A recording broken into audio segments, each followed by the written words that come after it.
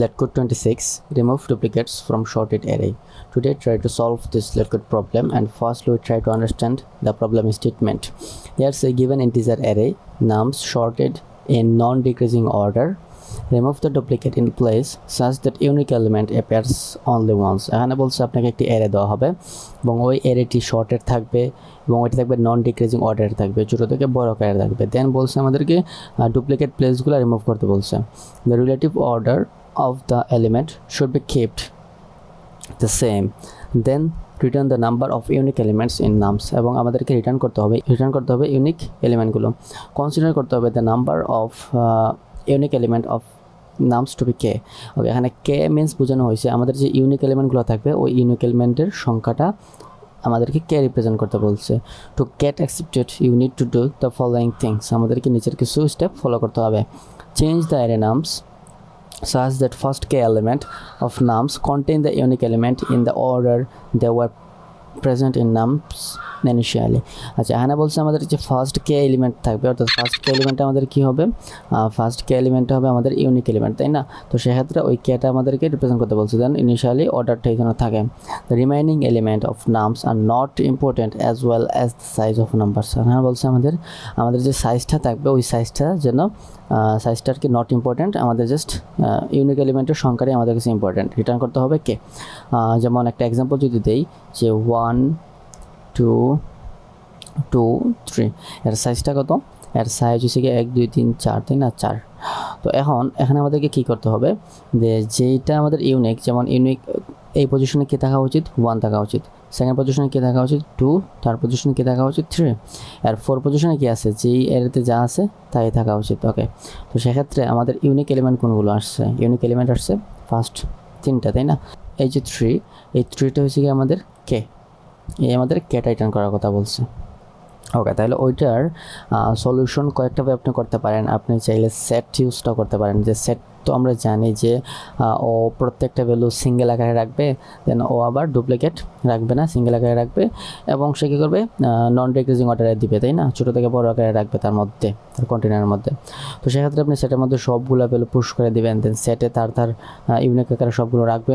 এরপর আপনি কী করবেন, সেট থেকে সবগুলো ভ্যালু লুপ চালায় আপনি আপনার লিস্টে বা ভেক্টরে নিয়ে আসে দেন ওইটা আপনি রিটার্ন করে দেবেন, তাই না? ওই ক্ষেত্রে দেখেন আপনি কিন্তু একবার সেটে নিছেন, সেট থেকে আবার আনছেন, দেন আপনি আবার রিটার্ন করছেন, তাই না? অনেক কিন্তু এখানে কোড করতে হচ্ছে। তো আরেকটা অ্যাপ্রোচ হচ্ছে কি, আপনি কী করতে পারেন যে ম্যাপ বা ট্র্যাকিং সিস্টেমটা ইউজ করতে পারেন। আপনি যদি C++ ইউজ করেন তাহলে আপনি ইউজ করবেন ম্যাপ, অর্থাৎ হ্যাশিং। দেন আপনি যদি পাইথন ইউজ করেন তাহলে আপনি ইউজ করবেন, আপনি ডিকশনারি ইউজ করবেন, তাই না? যে এখানে 1 2 কয়বার আছে, 3 কয়বার আছে, ওইটা আপনি ম্যাপ বা ডিকশনারির মধ্যে রেখে দেবেন।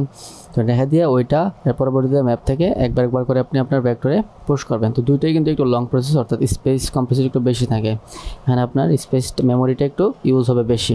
তো এর থেকে বেস্ট সলিউশনটা কী হতে পারে? আমরা যদি বেস্ট সলিউশনের দিকে মুভ করার ইচ্ছা করি তাহলে আমরা কিন্তু যাওয়ার ইচ্ছা রাখি যে গ্রেডি অ্যাপ্রোচে, তাই না? তো গ্রেডি অ্যাপ্রোচটা হচ্ছে আপনি অফ এন, তো সেক্ষেত্রে আমরা ওই অ্যাপ্রোচে আগাইলে তাহলে আমরা একদম অফ এন কমপ্লেক্সিটিতে আমরা এটা সলভ করতে পারবো। তো ওই বেস্ট অ্যাপ্রোচটা কীভাবে করা যায় ওইটা আমরা একটু অ্যানালিসিস করা যাক।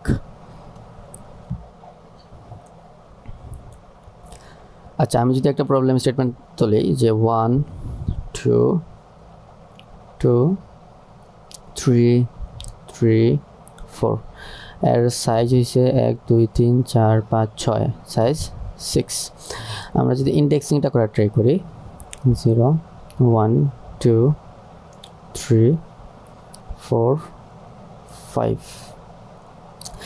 আচ্ছা, আমাদের কী থাকবে? একটা ইউনিক ভ্যালু আকারে থাকবে। দেন আমি একটা কী করবো, অর্থাৎ ইউনিক ভ্যালু একটা করে মুভ করবে, দেন আমি আমার ধারা অনুযায়ী সবগুলো ভ্যালু একবার কী করে মুভ করবো। ওকে, যেমন আমি 2টা 2 করে রাখার ট্রাই করব। যে ধরেন এটা হচ্ছে আমাদের কে, অর্থাৎ ইউনিক ভ্যালুর পজিশনটা কত। তো আমি ইউনিক ভ্যালুর ফার্স্টেরটা আমি কোনো বাদ দিয়ে সেকেন্ড থেকে শুরু করছি, যে ফার্স্টেরটা তো একবারই থাকবে, তাই না? তো ওইটা আমরা ফার্স্টেরটা বাদ দিয়ে সেকেন্ডটা থেকে শুরু করলাম, যে সেকেন্ডটা আমরা চেক করবো আগেরটাই আছে কি না। ওকে, দেন আমি আমার ধারা অনুযায়ী এখান থেকে লুপ চালিয়ে যাব।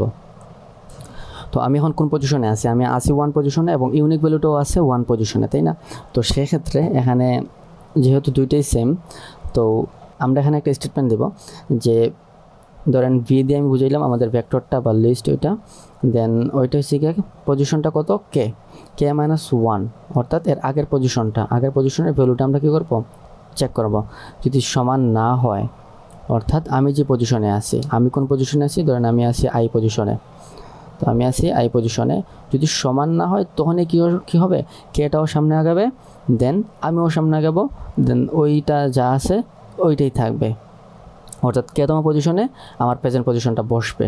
তো সেক্ষেত্রে কি হয় যে কে এর আগের পজিশনটা কত, K-1, কে আছে 1 পজিশনে, তো 1 - 1 হবে 0, তো 0তে কী আছে 1 আছে, দেন আমি কততে আছি 2তে আছি, অর্থাৎ তাহলে 1 এবং 2 যেহেতু সমান না, তাহলে সেক্ষেত্রে আমাদের কী হবে, কন্ডিশনটা অ্যাকসেপ্ট হবে। তো সেক্ষেত্রে বি অফ K-1,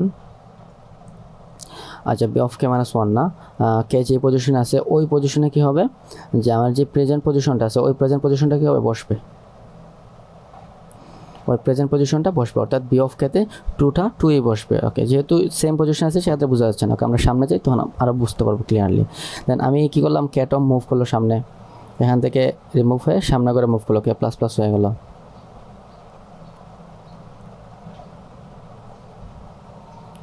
দেন আমিও কী হলাম, সামনে করে মুভ করলাম।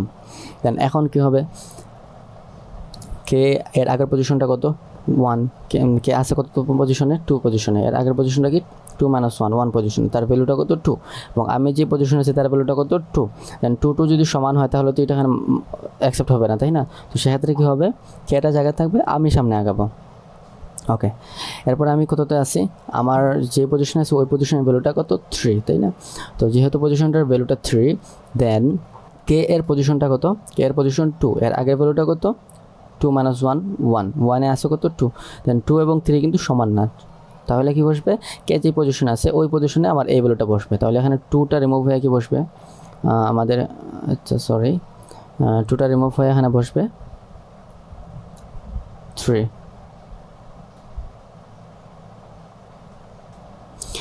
ওকে, এরপরে কি বসবে, কেটা সামনে মুভ করবে,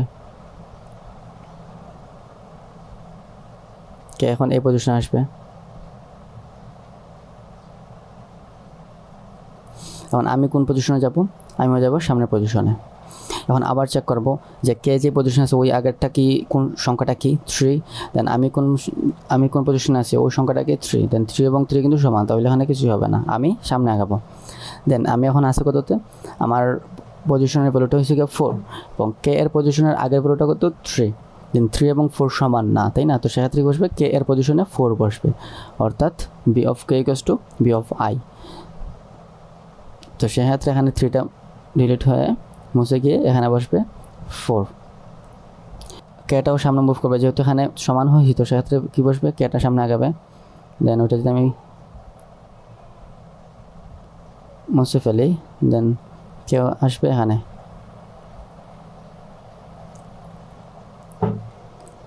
ওকে, এখন আমার কিন্তু মুভ করার আর কোনো কিছু সংখ্যা নাই। এখন দেখেন এর যেটা ওইভাবেই আছে, বাট আমার কে পজিশনটা কত 4 পর্যন্ত, অর্থাৎ আমার এই যে 4টা কে ইকুয়ালস টু 4, তাই না? তো ফার্স্টের যে 4টা আছে ওই 4টা কিন্তু আমার ইউনিক হিসেবে ইনিশিয়ালি এসে গেছে, তো সেক্ষেত্রে 4টা রিটার্ন হবে। আচ্ছা, এখন আরেকটা টেস্ট কেস নিয়ে যদি আমরা আলোচনা করি, যে ধরেন এগুলো আমি মুছে দিলাম,